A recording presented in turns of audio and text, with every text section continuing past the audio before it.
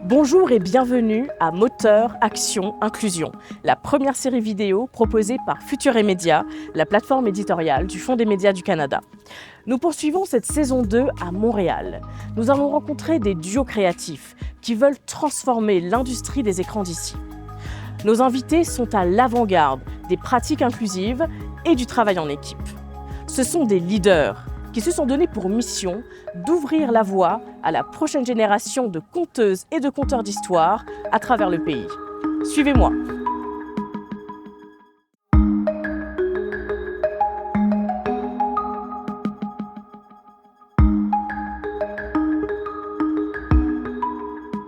Dans cet épisode, je m'entretiens avec le tandem de choc que forment le producteur Eric Idriss Kanago et le réalisateur Henri Pardo. Le duo a notamment travaillé sur Afro-Canada, une aventure créative et communautaire qui a posé les jalons de leur collaboration et confirmé leur volonté de transformer le visage de l'industrie des écrans. Eric et Henri, bonjour. Merci beaucoup d'être là, d'avoir accepté mon invitation. Je suis vraiment très contente de vous voir. Alors ça fait quelques années que vous travaillez ensemble. Vous formez ce duo de producteurs-réalisateurs avec une relation un peu privilégiée, j'ai l'impression, vous allez m'en parler. Est-ce que vous vous rappelez dans quel contexte vous êtes rencontrés? Ouais, c'est un blind date, en fait. De mon côté, j'ai toujours comme envie de rencontrer de nouvelles personnes, personnellement des frères et des sœurs qui œuvrent dans le milieu.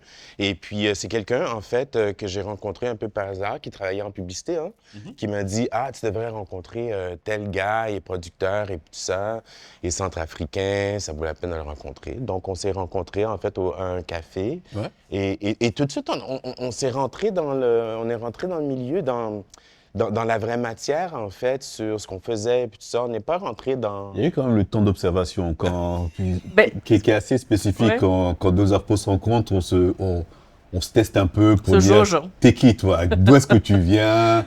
Et voilà, donc mais ça n'a pas duré très longtemps. En fait, on s'est observé. Et puis très vite, à la fin de la soirée, on était en train de se parler de nos projets, de s'échanger nos histoires. Et puis bien sûr, à ce moment-là, on a déjà changé le monde. Donc forcément, oui, on avait déjà ça en commun, oui. Et qu'est-ce qui t'a donné envie de travailler avec Henri? Moi, tout de suite, c'était une forme de sincérité qu'il avait. C'était quelqu'un qui n'hésitait pas à mettre ses tripes sur la table, tout de suite. Et pour moi, c'est fondamental pour un réalisateur.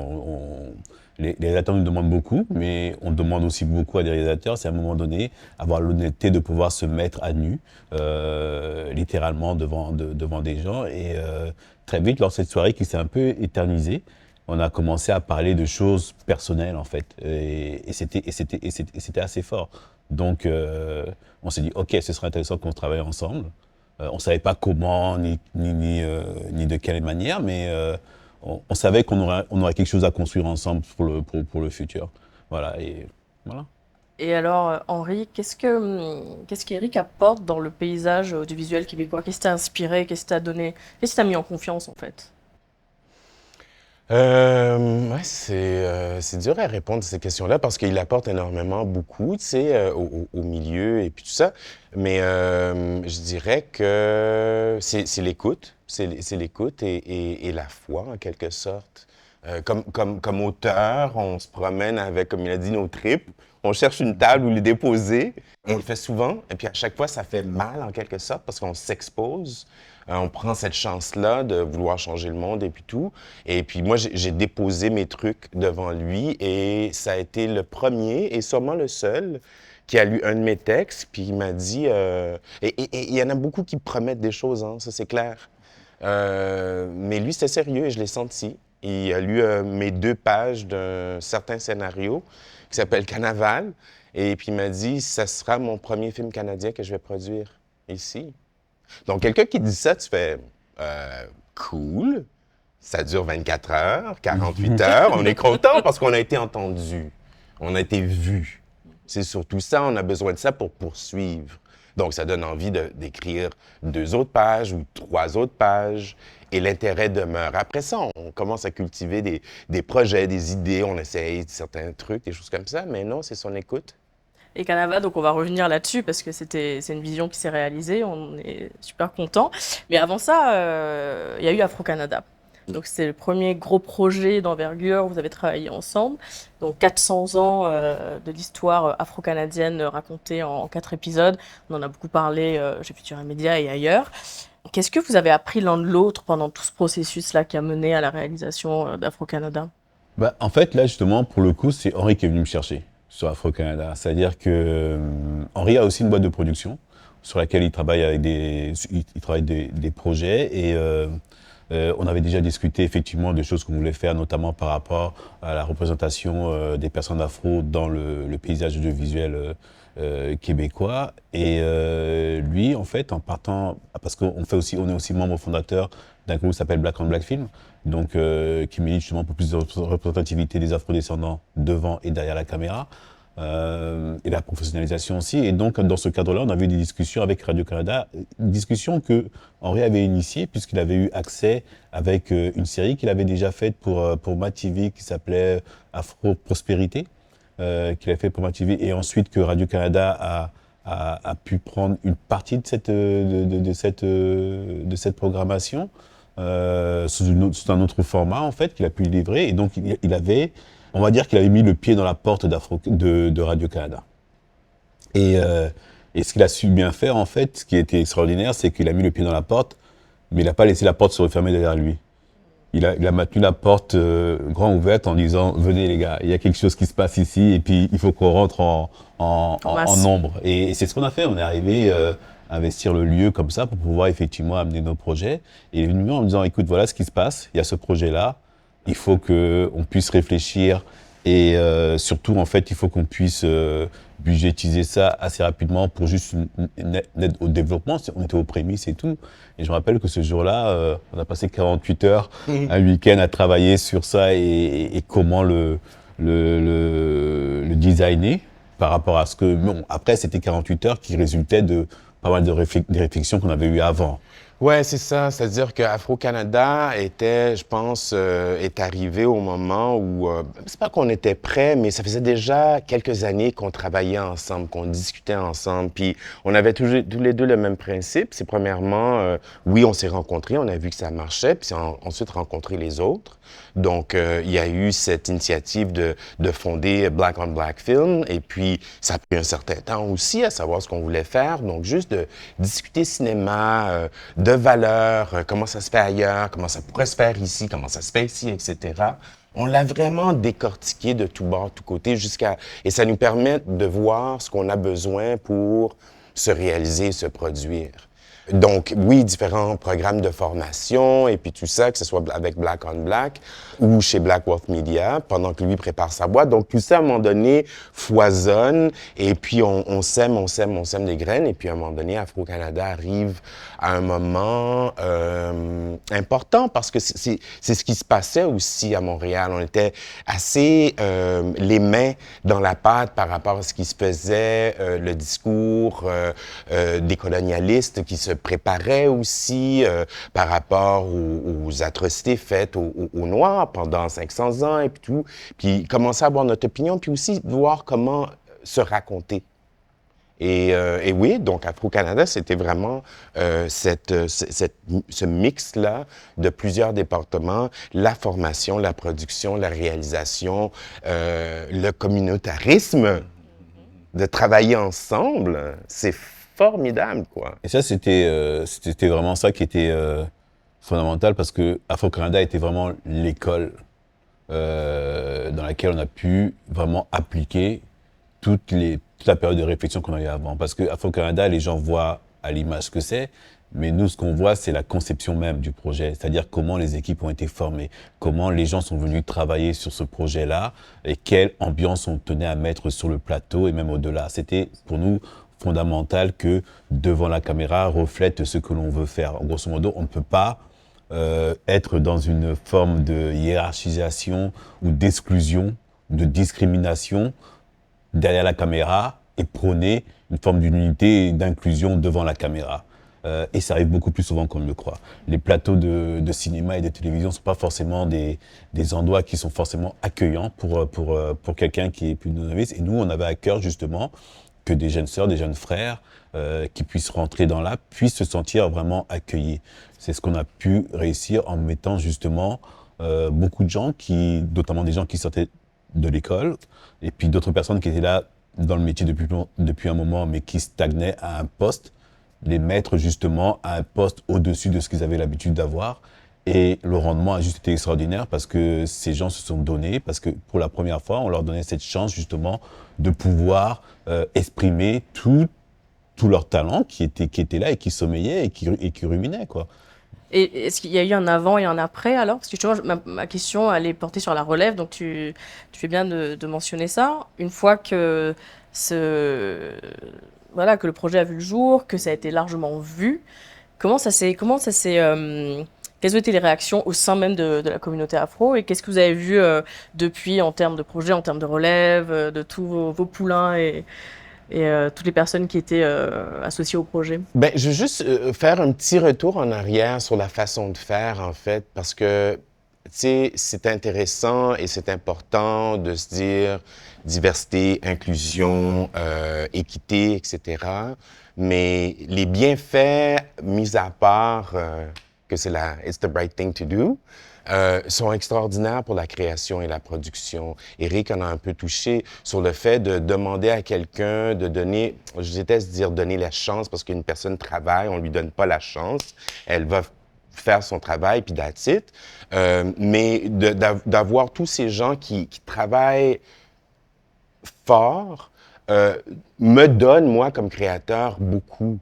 Me donne plus de sources d'inspiration, plus de créativité, plus de POV sur mon objet, que ça soit de l'Afghanistan, que ça soit de l'expérience d'être une femme ou d'être non-binaire ou d'être afro, tout ça contribue directement à l'œuvre. Donc, j'ai pas juste des techniciens, j'ai pas juste des comptables ou quoi que ce soit. J'ai des gens qui vont prendre de leurs origines, de leur culture, de leurs valeurs et mettre ça directement dans l'œuvre et ça grandit tout. Donc, ça fait en sorte que quand on termine un projet, oui, il est donné au public, mais nous, on a cultivé quelque chose, on a cultivé une façon de faire qu'on amène de projet en projet et ça grandit l'œuvre. Et alors, juste pour rebondir là-dessus, j'ai eu la chance d'assister à un de vos tournages de Carnaval il y a plusieurs mois. Et donc, absolument, cette ambiance, cette communion, ça se sent à tous les niveaux.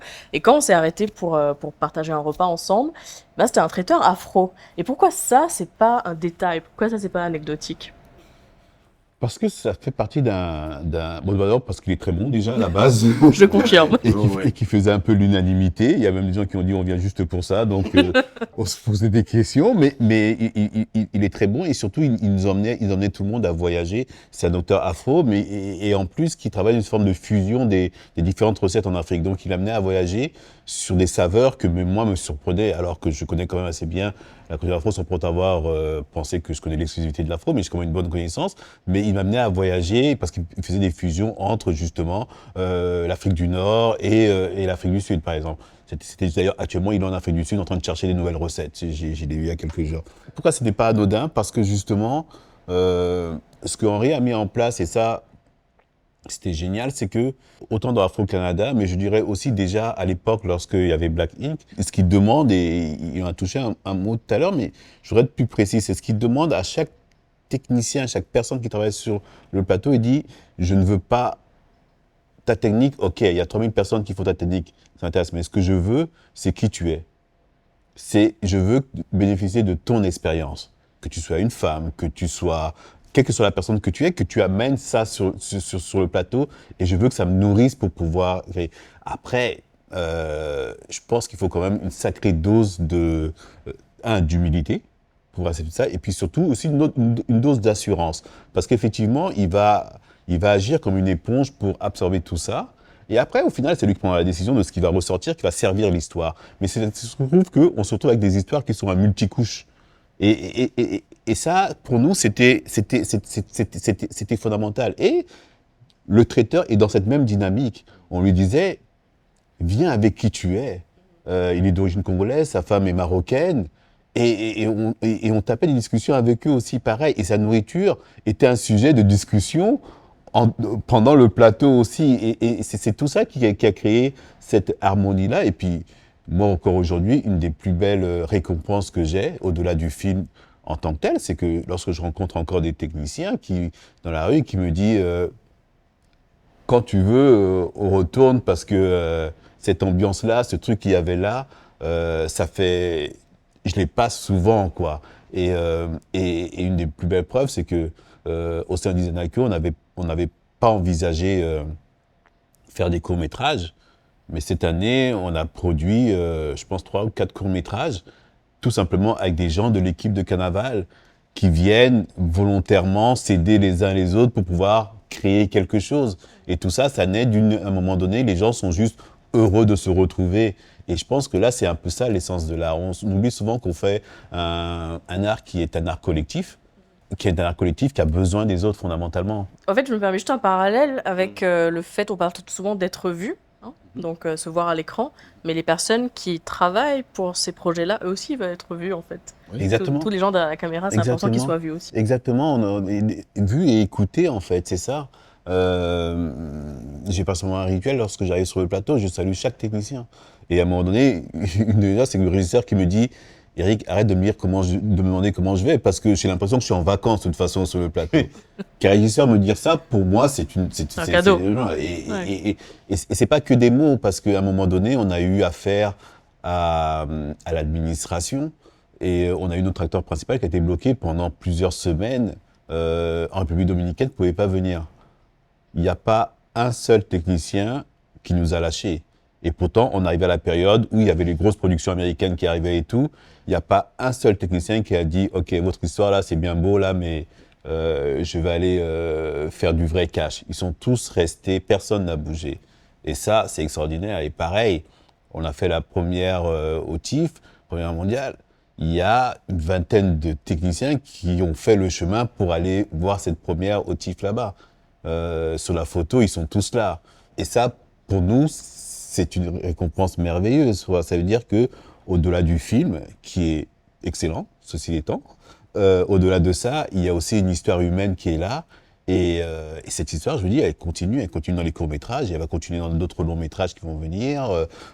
Henri est déjà conseiller à scénarisation sur d'autres plus jeunes qui sont en train d'écrire. Enfin, il y a cette simulation-là, oui, tout à fait. Donc vous êtes revenu avec le prix du meilleur long-métrage BIPOC et une mention honorable pour le meilleur long-métrage canadien. Félicitations. Merci. Super. Justement, sur cette notion de meilleur film BIPOC, j'aimerais avoir votre avis là-dessus. Est-ce que c'est quelque chose qui apporte une lumière à des œuvres qui auraient peut-être pu passer un peu plus inaperçues? Est-ce que ça nous condamne à rester dans une catégorie à part? Est-ce que c'est un mal nécessaire? Comment est-ce que vous voyez ça? Je vais commencer, tu poursuivras? Vas-y. Je trouve ça très, très, très important. Cette reconnaissance-là, j'en suis ravi, je suis très reconnaissant. Et je trouve que cette catégorie-là doit demeurer. C'est une action très importante de mettre ce focus-là sur les gens sous-représentés. Sous-représentés ne veut pas dire qu'on n'est pas beaucoup. C'est une des choses que je voulais dire en prenant le prix, c'est qu'on est plusieurs, on a d'énormes voix, etc. Maintenant, je crois que c'est une catégorie, pas fourre-tout, mais entre courts-métrages, séries, etc. On y met tout parce que on n'est pas nombreux. Donc, c'est important de... Oui, avoir un gagnant, mais c'est tout le processus aussi. Qui sont les gens, quel genre d'accès ils ont au milieu, parce que c'est ça, c'est de vivre de son métier dont on veut. Après ça, c'est sûr que la mention honorable pour le meilleur film canadien, là, tu fais, bon, OK, c'est pas juste le meilleur des Noirs, c'est que, tu comprends? C'est bien aussi, mais les deux sont importants. J'ai moins besoin de cette reconnaissance-là, mais j'ai besoin que le milieu fasse ils sont là au pluriel et ils ont des trucs à dire. Parce que parfois, c'est le milieu aussi qui fait son travail en ayant ces catégories-là et en nommant certaines personnes. C'est eux aussi, ils font leur propre homework un peu. Ils font leur propre homework. Maintenant, je pense que le TIFF là-dessus est en avance. Moi, je veux juste faire attention aux institutions, c'est-à-dire que des fois, on peut dire, ah, on a tel prix, donc on est dégagé, etc., mais on ne fait pas le travail d'amener et de changer l'écosystème. C'est ça qui est important pour moi, c'est de changer l'écosystème pour que toutes les voix soient vraiment entendues. Après, lorsqu'on a ce prix-là, effectivement, on se dit, pour avoir participé à des jurys, je sais qu'à un moment donné, il va falloir trancher, à un moment donné, faut essayer de voir, et on peut pas s'empêcher de se poser la question en disant, malgré tout le bien qu'on pense de ce prix-là, on se dit, OK, quelle aurait été la carrière du film si ce prix-là n'existait pas? Voilà. C'est la question qui moi me trotte dans la tête, mais peut-être qu'on aura cette réponse-là dans d'autres festivals ou dans d'autres choses, parce qu'effectivement tous les festivals ne sont pas dotés du prix BIPOC, mais n'empêche que oui, effectivement, on a ce prix BIPOC et on est super ravis de l'avoir parce que on fait partie des gens qui ont milité pour avoir cette reconnaissance-là, de dire je existe. Et effectivement, comme dit Henri, je pense que c'est fondamental que ça soit pris comme quelque chose à encourager les institutions qui, par des systèmes, mettent en place des financements spécifiques pour justement des producteurs et des réalisateurs BIPOC, parce que justement, pour pallier justement à ce départ tardif dans le paysage audiovisuel, l'équité voudrait qu'effectivement, on puisse pouvoir mettre en place des dispositifs qui font qu'ils puissent avoir accès à ces fonds-là. Donc ça, ce serait pour les encourager à en faire encore plus. Et puis dire justement, c'est un peu cette pression que l'on avait, parce que depuis que ces programmes ont été mis en place, je pense que ça doit être le premier film fait par des producteurs afro, avec un réalisateur afro, avec un casting afro aussi. Est-ce que on avait presque l'obligation de réussir? Parce que sinon, on aurait donné raison à tous les gens qui disaient, mais vous voyez bien qu'ils sont pas capables de faire ça et que ce serait... Ou pas prêt, ça revient souvent. Pas prêt, mais ça, c'est quand ils sont gentils. Parce que pas prêt, ça veut dire que tu peux être prêt dans 10, 15 ans, 20 ans, mais sinon, c'est que, non, mais laissez faire. Nous, on sait comment faire. Nous, on a l'habitude de faire ça. Et donc, on va faire pour eux.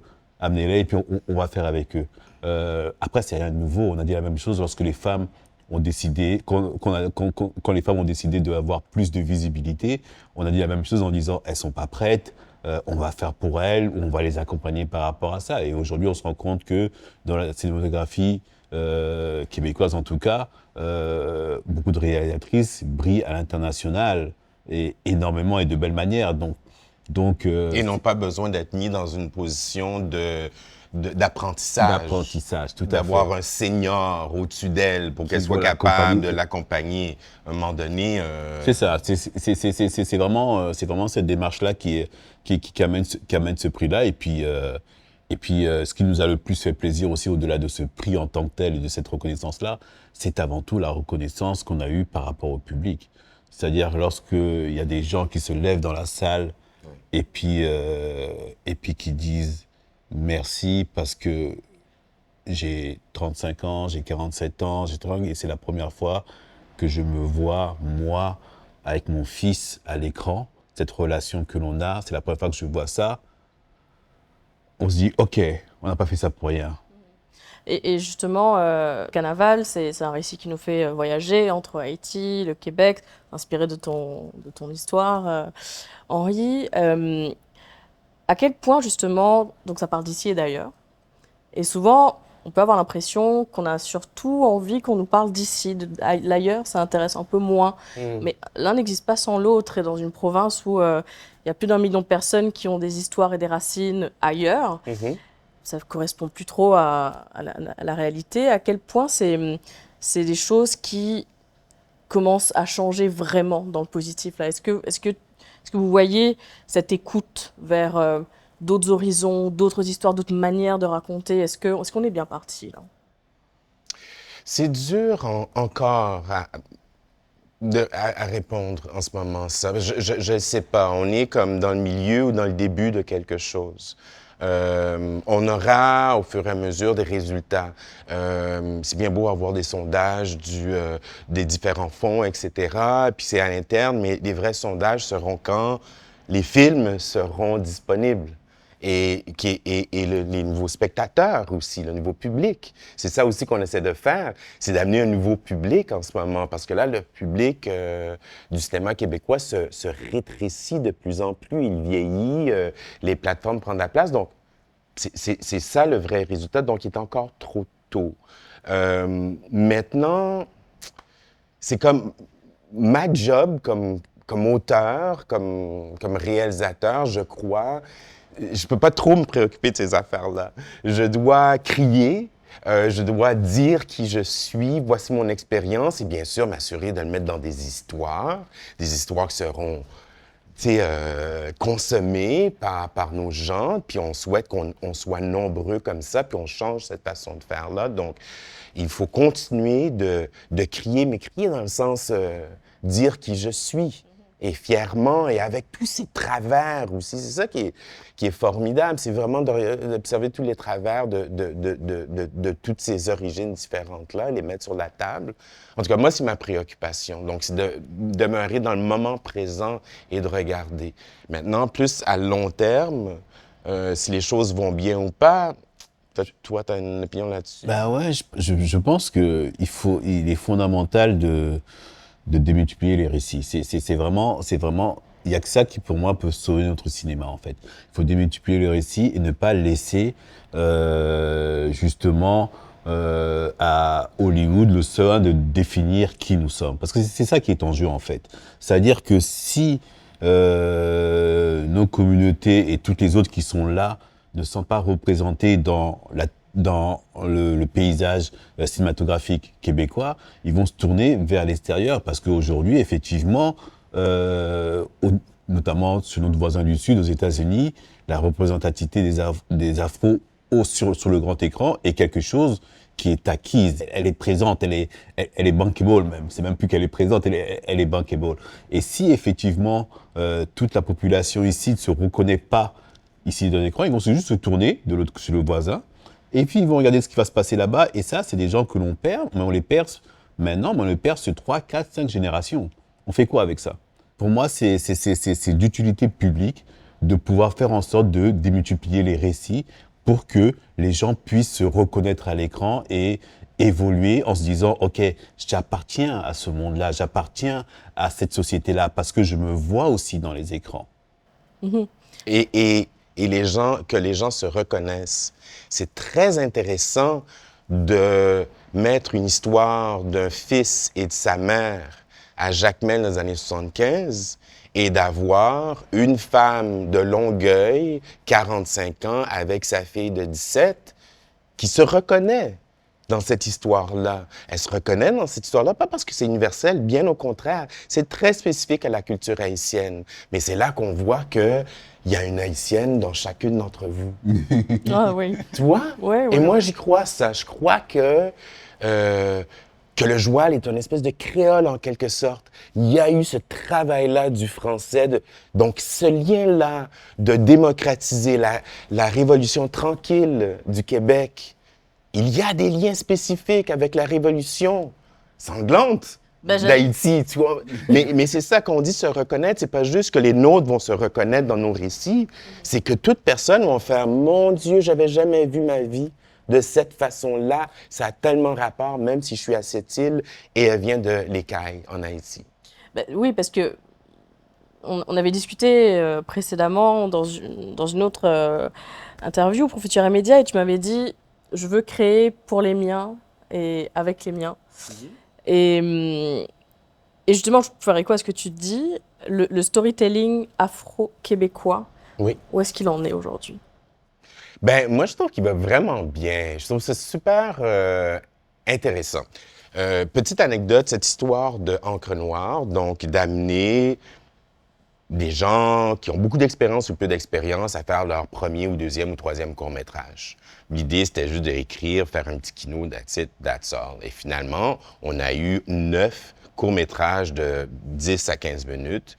Et puis le thème, c'est simplement, ben, vous vous racontez, on a obtenu de l'argent parce que c'était pour combattre le racisme, mais à vous de me dire c'est quoi, d'avoir 10 ou 9 récits complètement différents entre l'afrofuturisme, entre du womanism qui est vraiment ce féminisme afro-millennial, débile, que ce soit sur une histoire sur le métissage ou l'intégration, film d'horreur, intrigue. David Lynch peut se tasser. Tu sais, j'exagère là, mais je m'attendais à faire « Ah, ça sera peut-être similaire », mais finalement, non, une grande diversité dans un petit programme comme ça.